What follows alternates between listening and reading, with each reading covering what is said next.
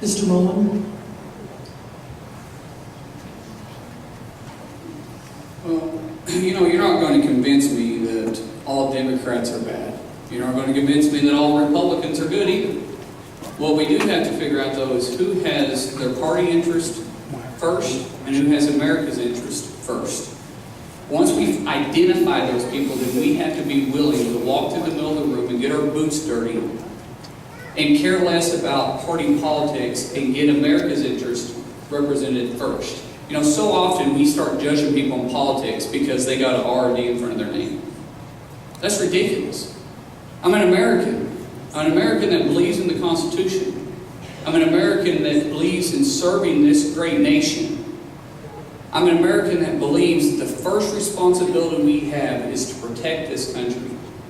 And when you've got a bunch of people up there that only want to poke fingers at each other and start trying to be politically correct on everything they do, the only thing you see is exactly what we're getting. I've been sitting in pre-bid meetings for 15 years now.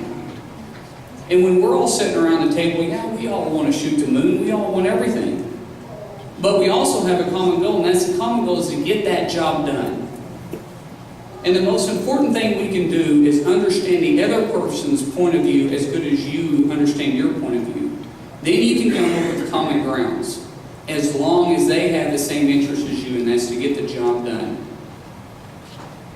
As a representative, once again, I'm representing all of District 2, not just Republicans. Mr. Wallace? If you got a pothole in front of your house, you want your commissioner to come fix it. You don't care whether it's Republican asphalt or Democrat asphalt, you just want asphalt and hole. You want a solution to the problem. When you take government from the county level up to the state capitol, you begin to see partisanship become an issue. You don't see it so much at the county level. When you get to Oklahoma City, it becomes an important part of the process.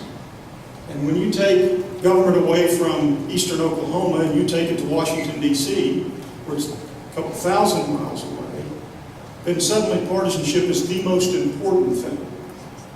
And inside the Beltway in Washington, D.C., it becomes much more important to fight the political battles, to score the political points, than it does to reach the solution that fills the hole in the road. That's where we are. We've come to a point where it's more important to fight political battles, more important to score political points up there than it is to find solutions for people out here. People are sick to death of R and D and Republican and Democrat and blue and red. People want strong voices that share their experience, who will take their experience to Washington. And that means we need to send somebody from eastern Oklahoma that has eastern Oklahoma values and eastern Oklahoma common sense and a sense of the same experience that all of us share right here in eastern Oklahoma. That's the voice that needs to be in the Congress. Not bent on winning the next political game so you can get on the Sunday morning television show, but committed to finding solutions for people right out here in the real world and expressing that leadership.